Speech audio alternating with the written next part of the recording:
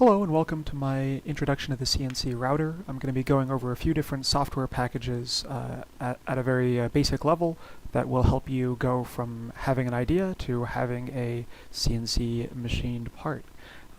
So without further ado, in essence, I view CNC as a sequence of steps that takes you from your idea to having a real thing. You start off with just something that you want, and the first step, of course, is to design it, to teach the computer what it is that you want this thing to look like, and that step is often called CAD. This is where you're going to be designing either in 2D or in 3D a computer representation of the thing that you want. But of course, things don't magically just show up the way you want them. You have to make them somehow. And so the next step, which is often called CAM, is the process by which you're going to be turning that design for something that you want into the low-level, nitty-gritty tool paths that are going to physically manufacture the part that you want from some starting block of material. And then finally, you're going to get the machine to execute those toolpaths, however that looks like, and that will end up making you your finished part. To start off, I'm going to begin with the CAD design for something that I'd like to make. There are many different softwares, many different workflows that you can use to create that design. For the CNC router, you can do that either in 2D or in full 3D, but for stuff that looks fairly flat, for things with fairly simple geometry, what I might call 2.5D, if you can represent it as a 2D drawing, it will probably make your life easier. And so that's what we're going to be doing here today, and I'm going to be drawing this in Inkscape, which is a really great free open source software package for drawing vector graphics. Now, again, you can do this however you like. I'm not going to go super into detail about how to run Inkscape. I have a separate video that goes into more depth about that, but I'll show you a little bit of stuff going on here. So to begin, I'm going to go ahead and import a photo that I'm going to use as the basis of this project. Now, what I'm looking to do here is I want to make a little organizing tray for these chisels of mine. So I just laid them out on a table and I took a photo of them, tried to keep everything nice and distortion free, and just to help myself out a little, I threw in this ruler as well to get a sense of scale. So there are a bunch of different ways that I could go about this. Perhaps one of the easiest ways would be to run this through Inkscape's image trace algorithm to try to outline each of these tools. I'm not going to do that today for two reasons. Number one, this photo is pretty problematic to use in the trace bitmap tool, and I'll show you why. This software has a few different algorithms that it wants to use, but the thing that I find works the best is this brightness cutoff. It essentially sets everything darker than some shade to be black and everything lighter to be white, and creates vector outlines of the thing in that photo.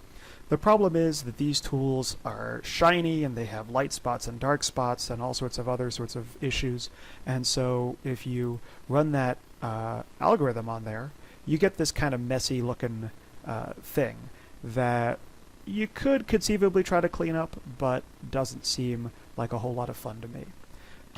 Now, the other thing that I don't like about that is that the shapes will be very, very, very specific to the tool.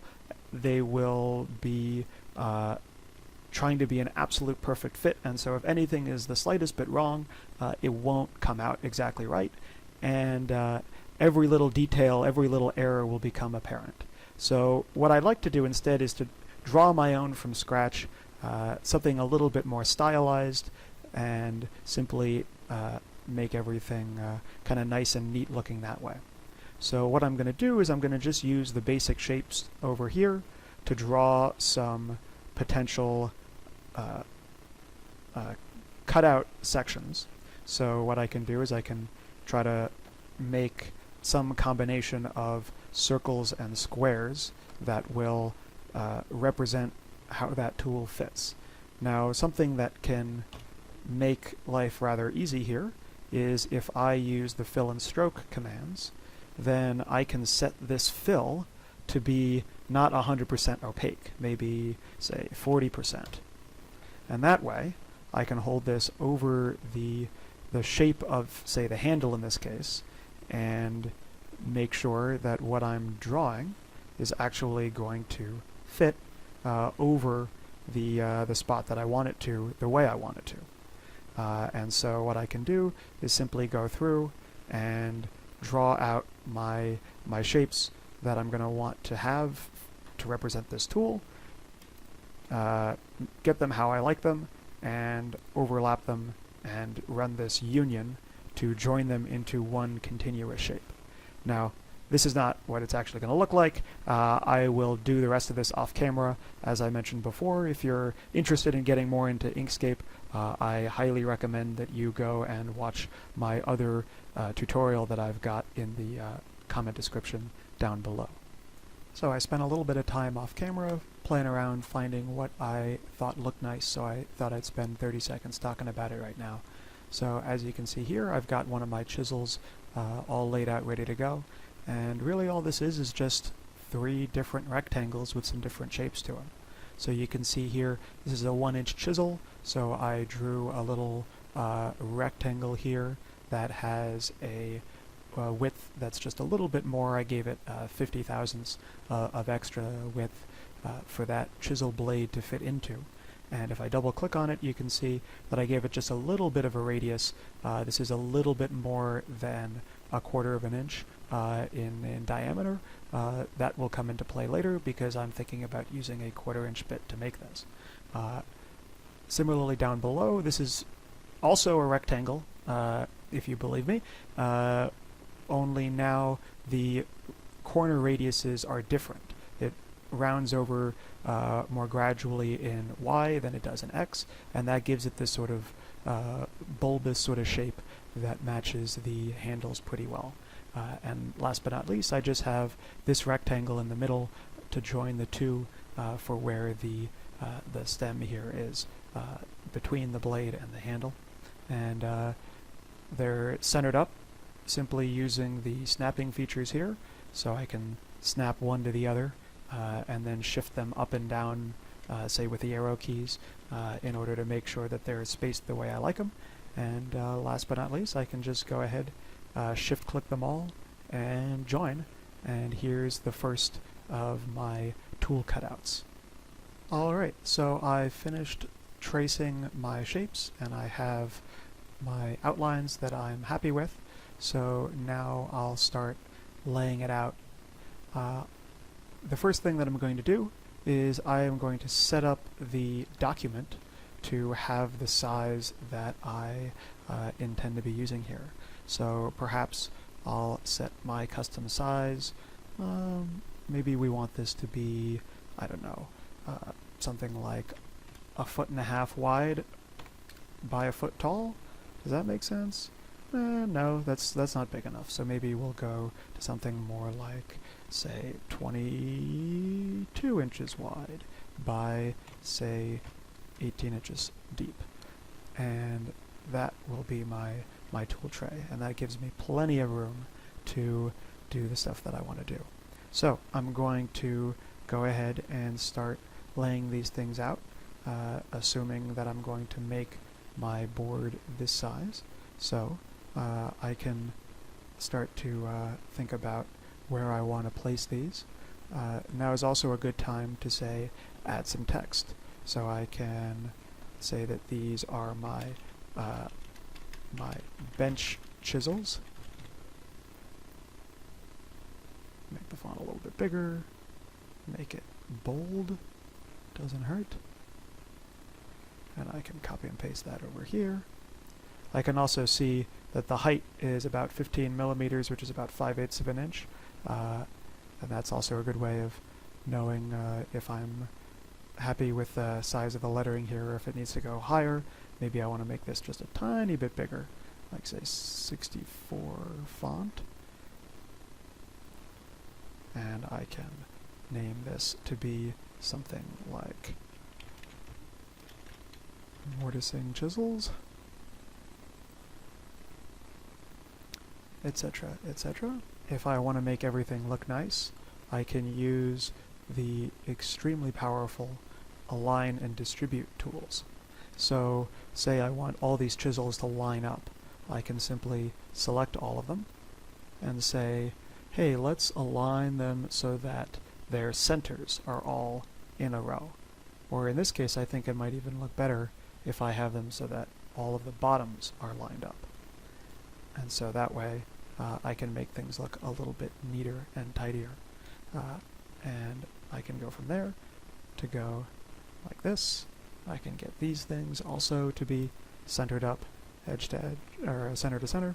And then last thing here is I will call this my paring chisel.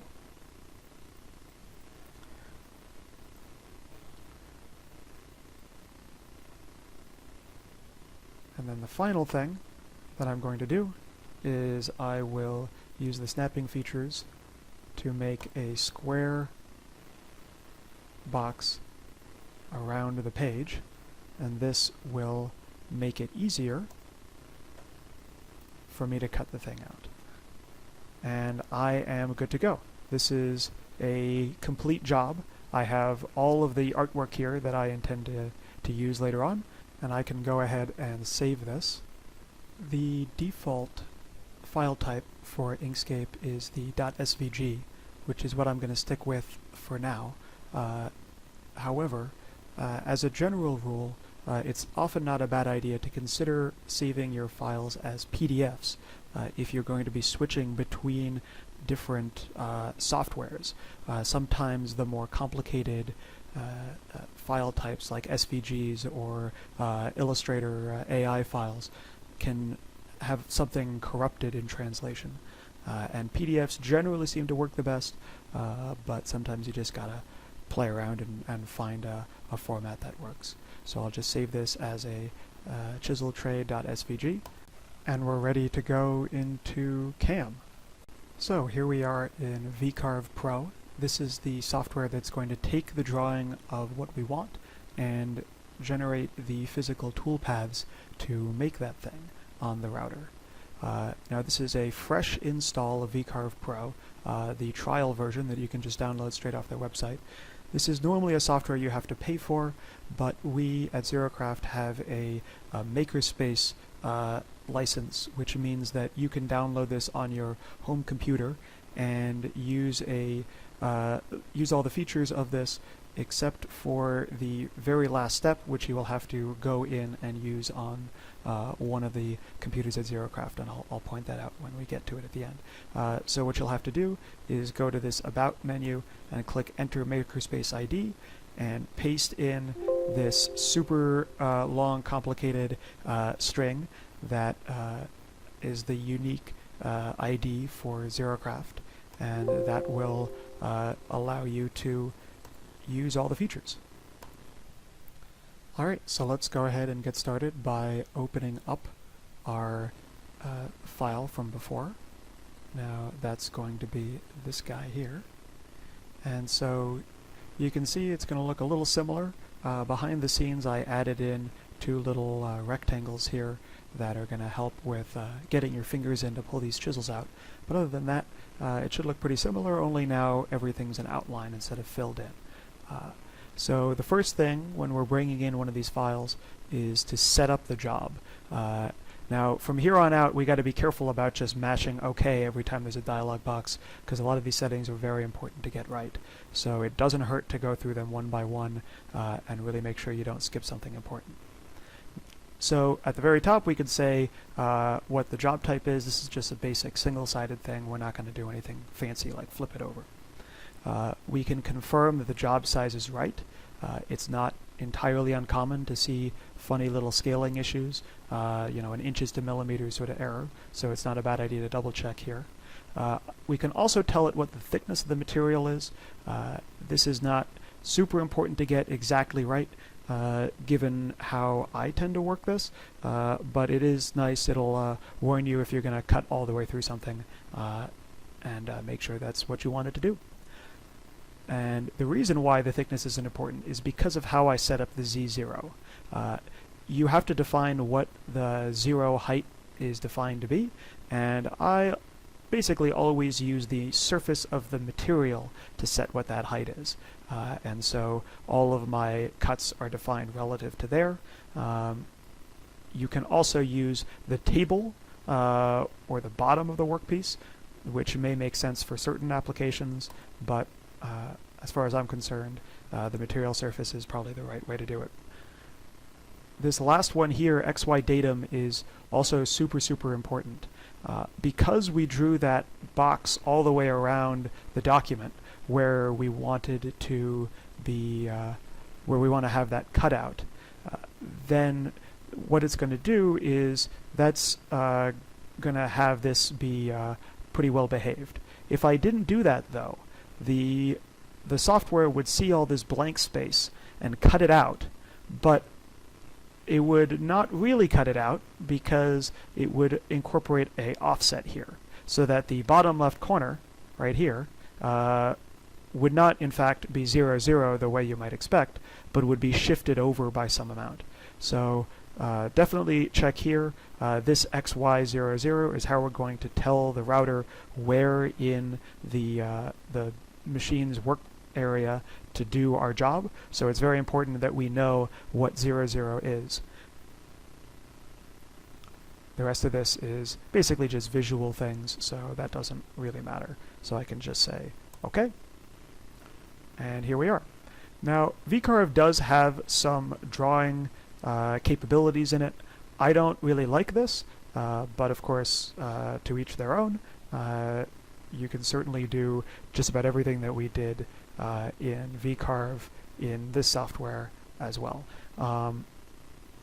There is one feature in this drawing pane that is worth mentioning, and that is this feature, join.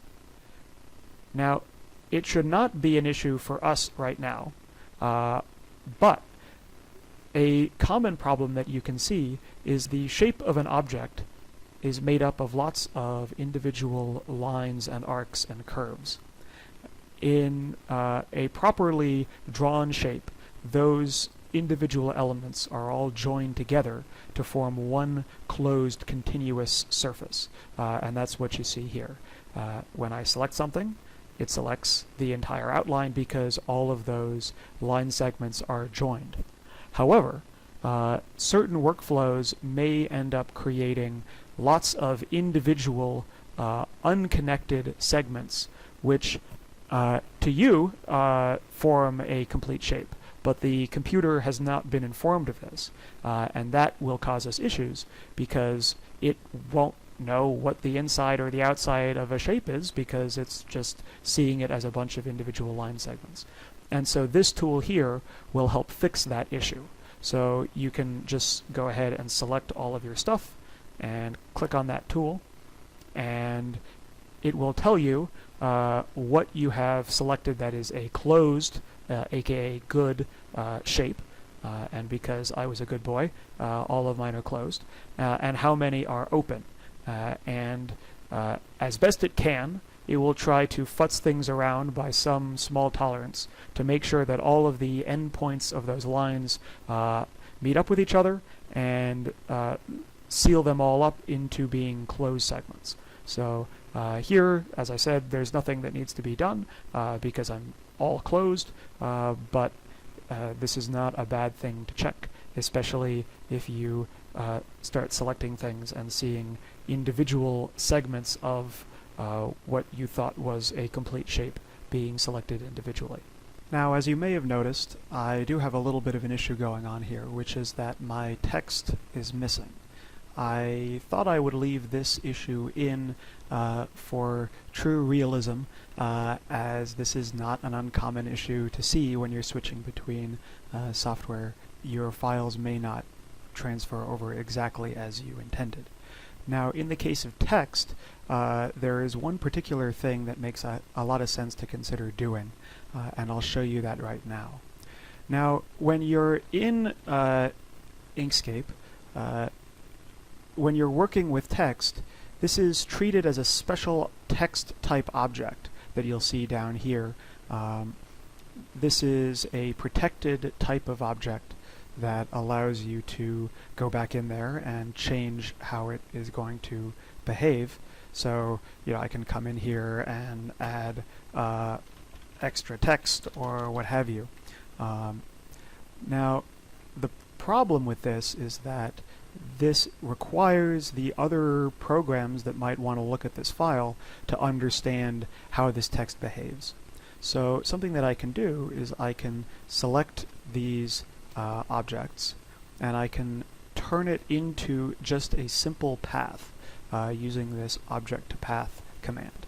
And so now the software no longer understands this as being text, but instead simply understands it as being a bunch of lines and points and segments. It makes it harder to change the text later on.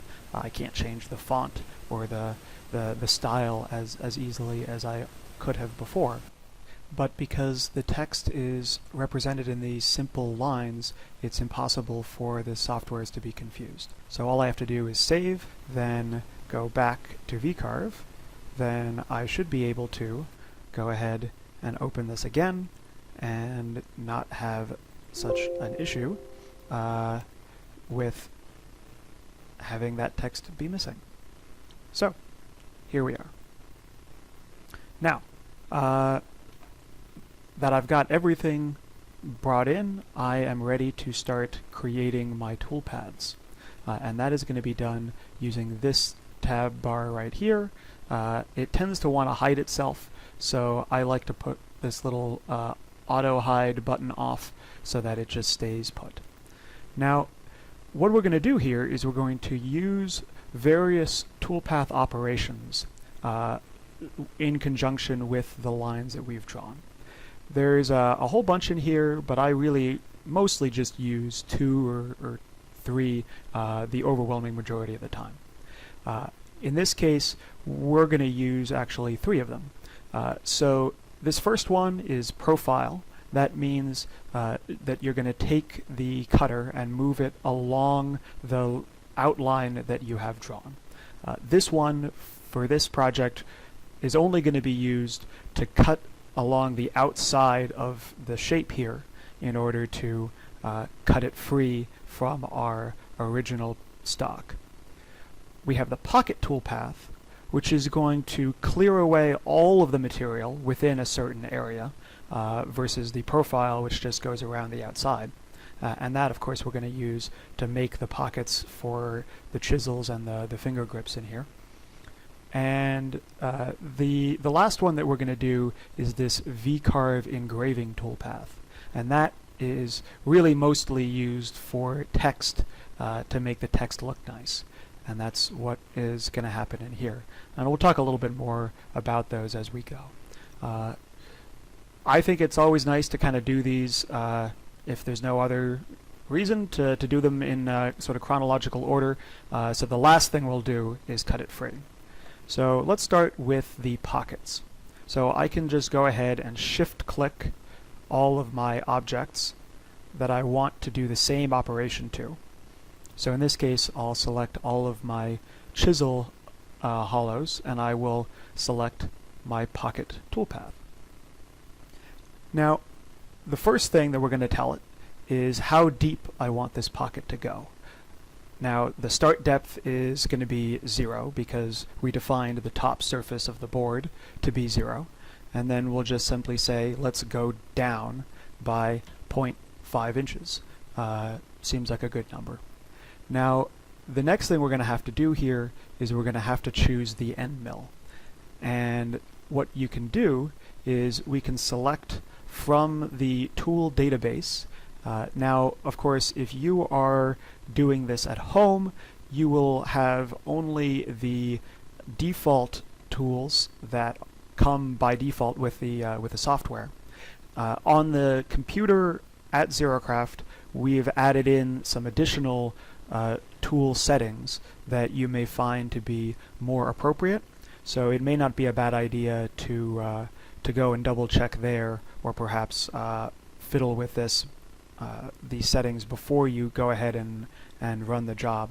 But in this particular case, I was intending to use a 1/4" end mill to hollow out these passages. The trade-off here is that a smaller end mill will be able to get into smaller places, but a larger end mill will be able to do the job much faster. So you've got to kind of trade off. You probably want just about the biggest tool that you can fit into where you want to go. And of course, as you may remember, I made sure to leave these edges rounded because if I didn't, well, I'd get that anyways, whether I liked it or not, because of course the cutter can't get into a sharp corner because of course it's round, and the laws of physics don't work that way. So what I can do is I can select that 1/4" end mill. You can of course create your own. The first thing of course is to give it a geometry. In the case of this end mill, we're going to be using a 1/2" diameter. That's just the shape of the bit. Now the next part here is going to be a bit more complex. The pass depth is how deep can this cutter plunge, how much material can it remove axially per pass. Now this can vary wildly depending on the material that you're cutting, as well as many other parameters. For things like wood, which are relatively soft, the pass depth can be anywhere from 1 to even perhaps twice the diameter of the bit. So in this case, I could push it as much as 0.5 inches per pass and do the whole thing in one pass. But that's a pretty aggressive thing. So what I'll probably do is just say, let's do this in 2 passes. That will make our lives a little bit easier. For harder things like aluminum, we're going to really want to crank that down even more. So I might go with something like 1/2 of the diameter for projects like that. Now, of course, this is just one of the many ways in which you can perhaps understand that a larger bit will do the job faster if you can. This next parameter is the step over. Now that is going to be, as the tool is clearing out these areas, it's not great for the tool to, if it's in this case a 1/4" wide, to make one pass, step over a 1/4" and then take another pass, so that it's cutting with the entire width of the tool as it's going back and forth. The tools are much happier if they are somewhat overlapped with a previous pass, so that only a fraction of the tool is actually doing work. The tool can run faster, the cut quality is better, and the tool lasts a lot longer. So a pretty good default here is to step over by 40%. So that means that 60% of the tool is doing nothing and 40% of the tool is actually removing material as it's making these hollows. You can, of course, do it at 100%. That's what you have to do when you're making one of those profile cuts. But wherever possible, you don't want to do that. The last part here is what are called feeds and speeds. And this is a little bit more complex and worth going into in a little bit more detail. Now, in feeds and speeds, there are 2 parameters that are really important to get the job done well without breaking bits or damaging the project. And that is the spindle speed, how fast the router is turning in RPM, and the feed rate, which is given in something like inches a minute or millimeters per second or what have you. And that is how quickly is the router moving through the material. Now these two are set using some understanding of the materials that we're cutting and a little bit of physics behind how we're going to make the cutter be happy as it's doing what we want it to do.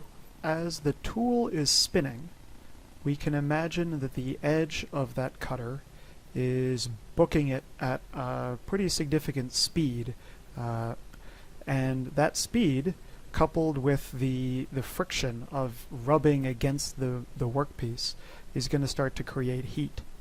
Now, when you think about the tool and the workpiece and the materials that those are made out of, what you're going to find is that there is going to be a maximum amount of heat that you can be creating before things start to go bad.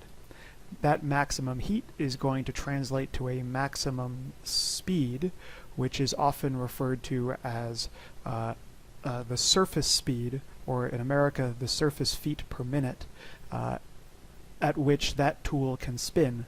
That means that the RPM of the tool is going to depend on the diameter. So you can see in this calculator here that if I were to put in a relatively large 0.5 inch tool with some given surface feet per minute, then I am going to need to have a relatively low RPM, and if I make this a smaller tool, then the RPM will go up. Now, the other parameter that we're going to want to know is what's called the chip load, or how much material is each slice of the cutter going to remove from our stock. Now, this again is going to be a function of the cutter and the workpiece materials, because of course the more material you're going to try to remove, the more work the cutter has to do, and so a harder material, you may find yourself having to take a smaller bite. The other element that's going to factor in is also the size of the cutter, because again, you're going to have to work harder, apply more force to take a big bite instead of a small bite. That means that a larger diameter bit will be able to take a larger bite than a small diameter bit without potentially experiencing too much sideward force that might break the bit or otherwise cause all sorts of unfortunate things. So what you'll want to try to find is some information out there about the feed per tooth, which you can plug in, and then if you know that you are taking some amount of material per tooth and that you are spinning at some revolutions per minute and that your cutter has some number of teeth, you can multiply all of that together and that will give you the feed rate. So if I make up some number like maybe 5/1000ths of an inch as a chip load and 2 teeth, then that is going to give me a feed rate here, in this particular case, of 76 inches per minute, which is a little bit over 1 inch per second. Now, where do you get these numbers from, right? We had two numbers that we had to come up with which weren't obvious. There's that chip load and that surface feet per minute. And that can be a little bit tricky. If you are lucky or spend a good bit of money, you may be able to find on the manufacturer's website some data about how to use their tools successfully. So this is an example. This company makes nice router bits, and you can see that for this particular type of cutting tool that they sell, they are going to give you some suggestions about RPM.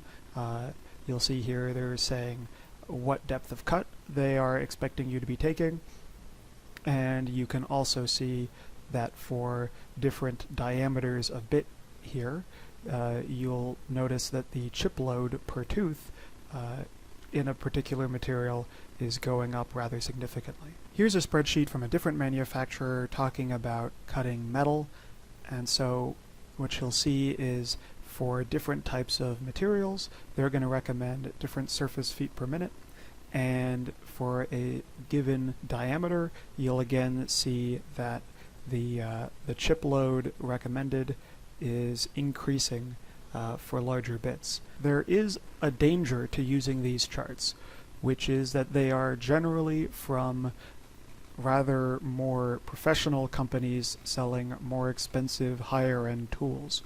So if you go and use a cheaper bit like you might find from a no-name manufacturer on eBay or Amazon, these cutting parameters will probably be too rough on those cheaper, lower quality tools and cause them to be damaged.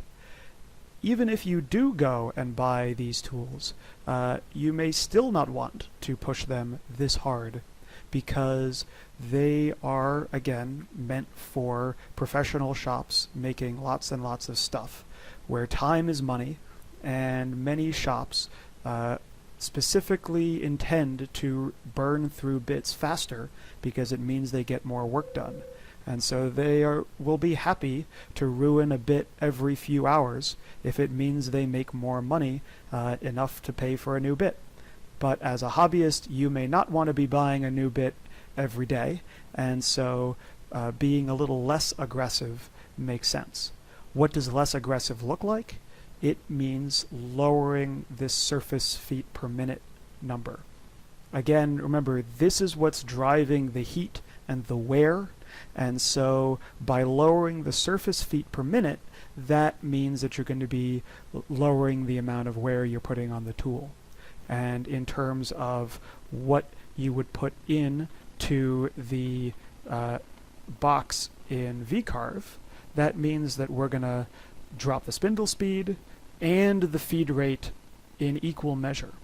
It's very important that you not slow down the feed rate if you're not also slowing down the spindle speed, because if you only drop the feed rate, that is going to reduce the chip load, the amount of material that the cutter is taking. And there is a minimum amount of material that the cutter will happily take. So what you are going to find it doing is it may end up not cutting at all. It'll just rub, and that is bad because it will try to take a pass, it will fail, and then the next time it comes through it will have to take twice as much material, and this will be a very inconsistent behavior, and it will end up chattering very badly as it alternates between cutting and rubbing and rubbing and cutting, and that will do disastrous things to the bit and to the workpiece. So being conservative is good, but understanding how to be conservative makes sense. So let's get some rough numbers here for our particular job. Now, in wood, you can generally run very, very fast, and so in surface feet per minute. And so I will probably go with a spindle speed close to the max of about 20,000 RPM. Now, with a 20,000 RPM spindle speed and a typical 2-flute cutter, that means that I'm going to be doing 40,000 cuts per minute. And so if I want to be taking maybe 5/1000ths of an inch per cut, which is a pretty reasonable number for the chip load of some softer material like MDF, the medium density fiberboard I'll be using for this. That means that my 40k RPM times 5 thou per tooth, and that means that that will give me a feed rate of 200 inches per minute. Now, these numbers are just calculated numbers. The calculations will get you close, but they won't necessarily get you all the way. There are a lot of other elements that can factor into what you can get away with in terms of spindle speed and feed rate.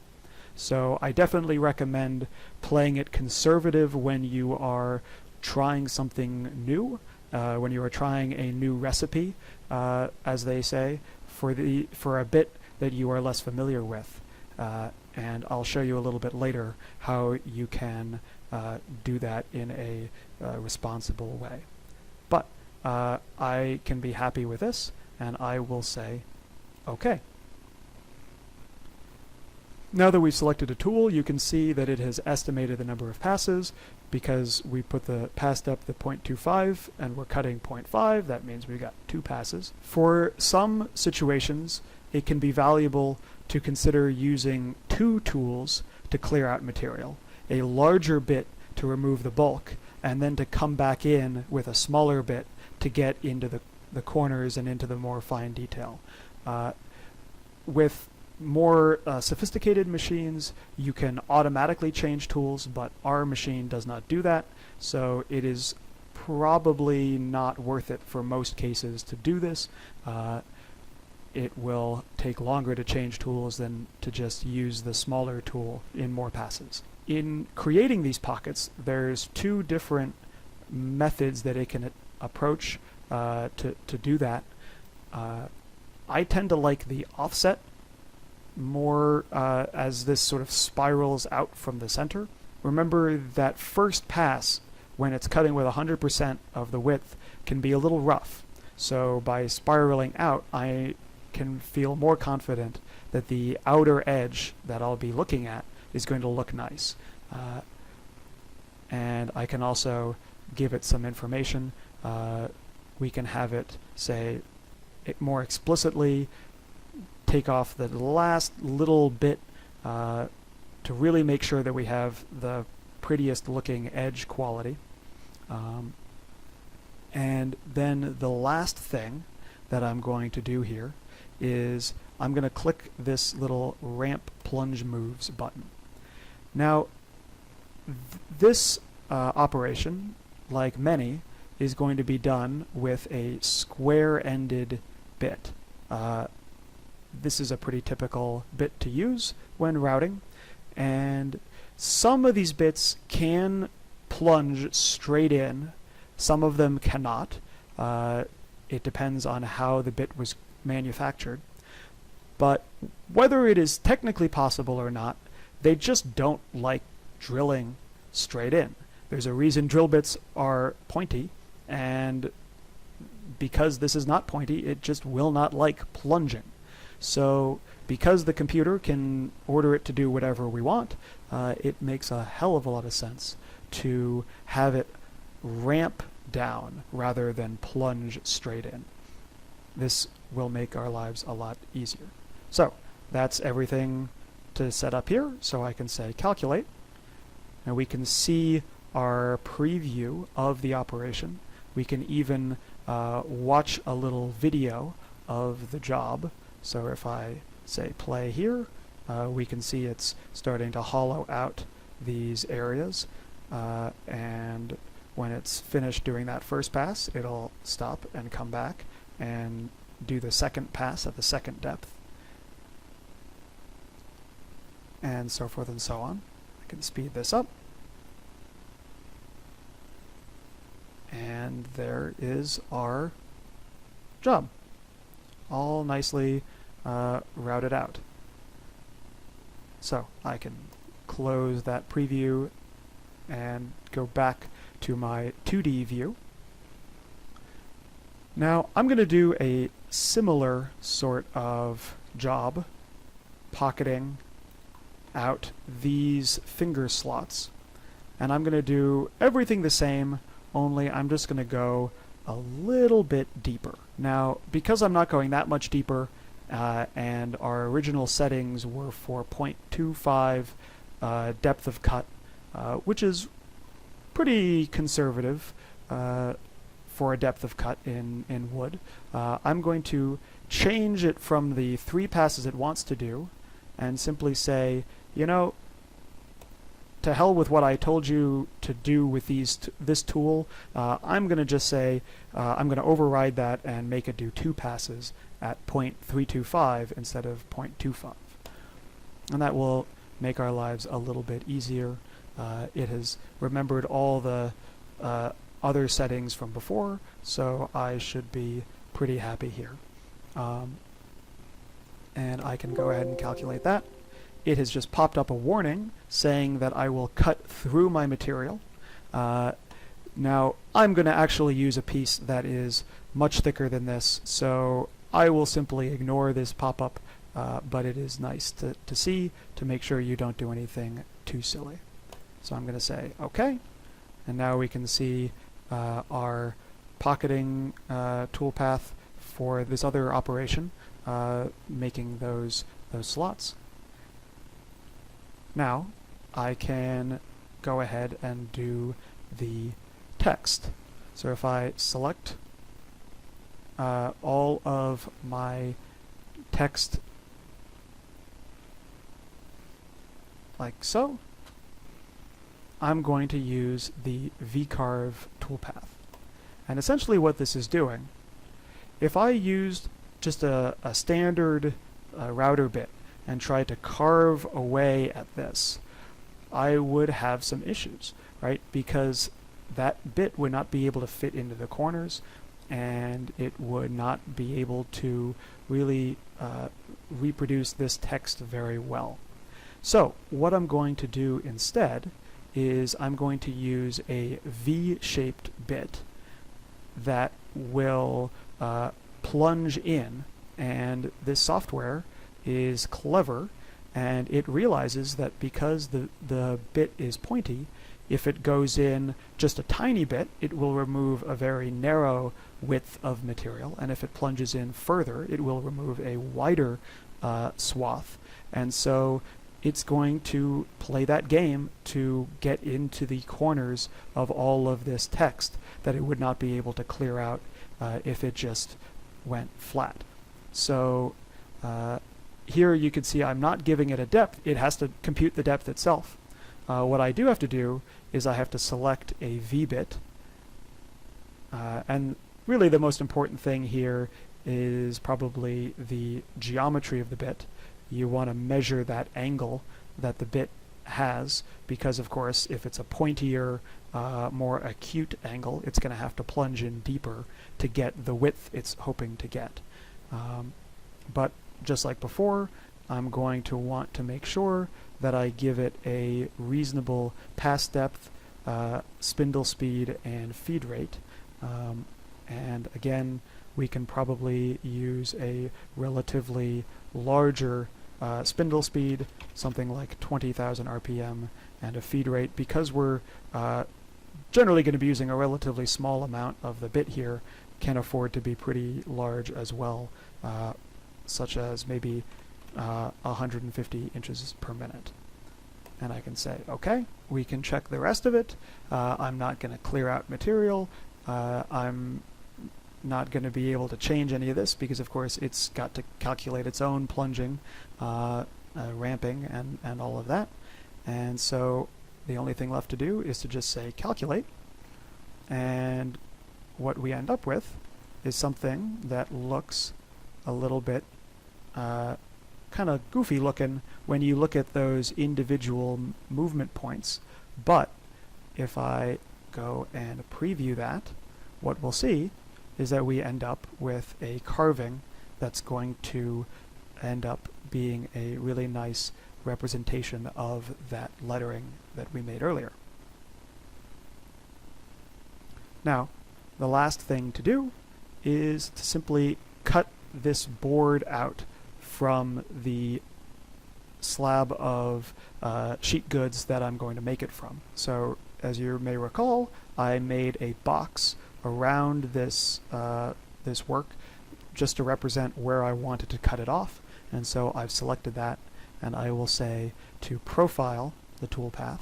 So if I am using material that is, say, 3/4 of an inch deep, then I'm going to want to cut just a little bit beyond that, just to make sure that I'm actually going to be getting all the way through my board without having any extra little fuzzies left behind. Please don't go too much deeper than your material because you will cut a lot into the spoil board underneath.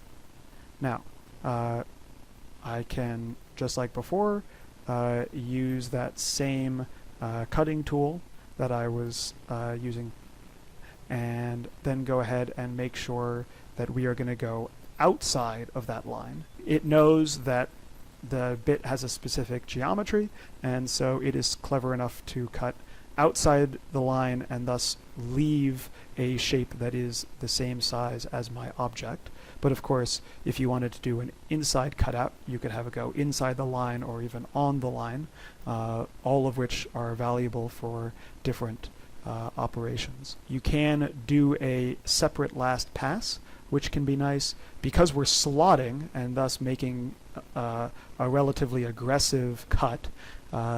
It can be nice to slot just a little bit outside of our final dimension, and then as a very last step, once we've removed the majority of the material, just take out the last little bit, and that will be a much more well-behaved cut that will leave a better surface, but I don't really care about that. Something that I do care a lot about is tabs. Now, I'm going to do this one of the easier ways, which is, as I've alluded to, using a larger sheet of plywood. And what I can do is I can just screw that sheet down to the spoil board somewhere out in empty space out here, where I don't have to worry about hitting the screw. But when I cut this thing free, I am going to be in a little bit of a pickle, because how do I keep this piece from moving around once it becomes a separate piece from the leftover material that I screwed down? There are some sneaky tricks, but one of the easiest is to simply leave some tabs connecting all of the pieces as they separate from each other. So I'm going to check this little box to say add tabs to toolpath. I can tell it exactly how big I want those to be. I might make that 3/4 of an inch long and perhaps 3/8 of an inch thick. And I do like to do 3D tabs where those tabs are little triangles rather than little squares, again to prevent that plunging that we don't like. And it's not enough just to check this, you have to tell it where to go. So I'm going to say edit tabs. You can have it add them automatically, but usually it makes sense to do it yourself. For a square, this doesn't make much difference, but if I was, say, cutting out one of these chisel shapes, it would really be a good idea not to put it down in here, because that extra material I'm going to have to cut off somehow, and so it is easiest to put it somewhere, maybe like over here, that would be easier to get at with, say, a disc sander. Usually 2 tabs is plenty for a job. Things that are longer and skinnier and more floppy may require more, but for something nice and basic and simple like a rectangle, 1 on either corner will keep it from getting itself into too much trouble. And so I can just say close. You can see my 2 tabs are there, and the last thing I'm going to do is simply come down and add a ramp to the toolpath. For whatever reason, when you're slotting, you've got some different methods that you can do, but just like before, I'm going to ramp down over a distance of 1 inch. You can also do angles and things, but that is more than enough, and just like before, it's warning me that I will cut through my material, but that's all fine with me. And if we look at the edge, you'll be able to see here where it is coming up to leave that notch, that tab, to leave the material attached. And that is all of the G-code, all of the toolpaths generated for our job. Now this is where, if you're working at home, you will have to stop. The software that you have, because it's slaved to our account, cannot export these toolpaths at home. So what you will have to do is you will have to save this up here, save this project as one of these VCarve Pro project files, and bring it into ZeroCraft and do this last step on the computer at ZeroCraft. But what that will look like is simply going to this list here of tool paths that we've created. You can see I've got my first pocket, which is the chisels themselves, my second pocket operation, which is those slots, my V-carve and my profile outer edge cut, and I will want to export these so that the last piece of software can load them up and actually have the machine follow them. So just a couple last things. We can estimate how long a operation will take.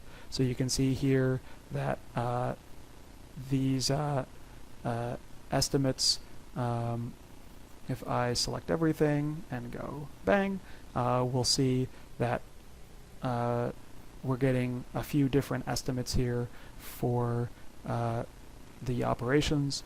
The pocket 1, which is those tools, is going to take the longest because I've got a decent bit of material to clear out with a relatively small bit.